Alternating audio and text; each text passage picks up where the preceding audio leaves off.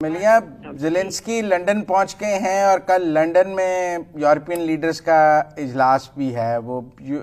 British prime minister سے بھی مل رہے ہیں۔ جو بھی اوول میں ہو گیا، اب آپ لنڈن کو کیسے دیکھ رہی ہیں کل کے لیے؟ دیکھیں، اس وقت ظاہر ہے یہ اتنی بڑی جو یو ٹرن کی ہے صدر ٹرمپ نے امریکہ کی خارجہ پالیسی میں یوکرین کی جنگ کے حوالے سے، تو ظاہر ہے اس سے یورپ کو بہت ہی بڑا دھچکا لگا ہے، بہت ہی بڑا سیٹ بیک ہے یورپ کے لیے، اور اس سے یہ لگا ظاہر ہے یورپ کو، یورپین ممالک کو، کہ صدر ٹرمپ جو ہے وہ یوکرین کی حمایت بالکل چھوڑ رہا ہے۔ وہ چاہتا ہے کہ جنگ جو ہے وہ جلد از جلد ختم ہو، اور اس کو یہ پرواہ نہیں کہ وہ کن کنڈیشنز یا کن ٹرمز پہ وہ جنگ ختم ہو۔ نہ ہی لگتا ہے ٹرمپ کو یورپین ممالک کا جو پوائنٹ آف ویو ہے سننے کا، یا اس کو زیادہ وہ اہمیت نہیں دے رہا۔ تو پھر یورپ کے پاس آپ کہہ سکتے ہیں کہ جو بال ہے وہ یورپ کے کورٹ میں آ گیا کہ اب جو یورپین ممالک ہیں وہ اکٹھے ہو کے کیا کریں گے، کیا رد عمل ہوگا۔ ابھی تک تو جو بیانات آئے ہیں اس میں تو یہی ہے کہ انہوں نے کہا ہے کہ جی ہم یوکرین کے ساتھ کھڑے ہوئے ہیں، اور جو یوکرین چاہے گا ہم اس کی مدد کریں گے۔ لیکن یہ تو بہت ہی بڑا سوال ہے اب کہ جب تک ان کی سب یہ میٹنگ نہیں ہوگی، ملاقات نہیں ہوگی، تو معلوم نہیں کہ ان کی طرف سے کیا رسپانس آئے گا۔ اس لیے کہ صدر ٹرمپ نے تو اپنا ہاتھ دکھا دیا، اس کے ہاتھ میں جو کارڈ تھے وہ تو سب کے سامنے ہیں۔ آپ کو معلوم ہے جس طرح سے وائٹ ہاؤس میں میڈیا کو اکٹھا کر کے ایسے مذاکرات جو کہ ہمیشہ میڈیا کے سامنے تو نہیں ہوتے، بند کمروں میں ہوتے ہیں، لیکن کھلم کھلا اس کو اس طرح سے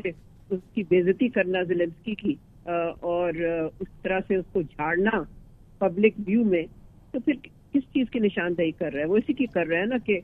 ٹرمپ نہیں چاہتا کہ وہ یوکرین کو کسی طرح سے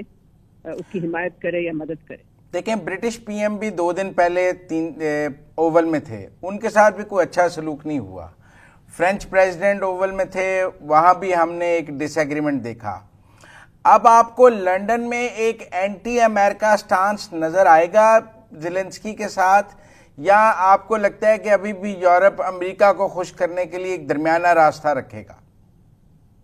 نہیں، اینٹی امریکہ تو سوال ہی نہیں پیدا ہوتا، ان یورپین ممالک کی کوئی حیثیت ہی نہیں ہے۔ آپ نے دیکھا جس طرح سے برٹش وزیر اعظم کس طرح سے وہ بیٹھا ہوا تھا اس کے ساتھ، اور وہی جو دعوت نامہ تھا کنگ چارلز کی طرف سے دورے کے لیے کس طرح سے اس نے نکالا، اور کتنا سائیکوفینٹک تھا جس کو انگریزی میں کہتے ہیں۔ اور میکرون کا بھی حال یہی تھا کہ وہ دونوں کوشش کر رہے تھے کہ ٹرمپ کو کسی طرح سے خوش رکھیں، ٹرمپ کی تعریفیں کریں۔ تو میں نہیں سمجھتی کہ کوئی اینٹی امریکہ سٹینڈ ہوگا، لیکن دیکھنا یہ ہے کہ ان کا موقف کیا سامنے آئے گا کہ یہ جنگ ختم کرنے کے لیے کیا ٹرمز ہونے چاہیے روس کے ساتھ۔ اس لیے کہ ان کو تو ظاہر ہے یہ لگ رہا ہے، ساری دنیا کو لگ رہا ہے کہ ٹرمپ تو چاہتا ہے کہ بس جو بھی روس چاہتا ہے اس کے مطابق ہی جنگ ختم کر دی جائے۔ ظاہر ہے یہ یورپ کے مفاد میں تو نہیں ہے،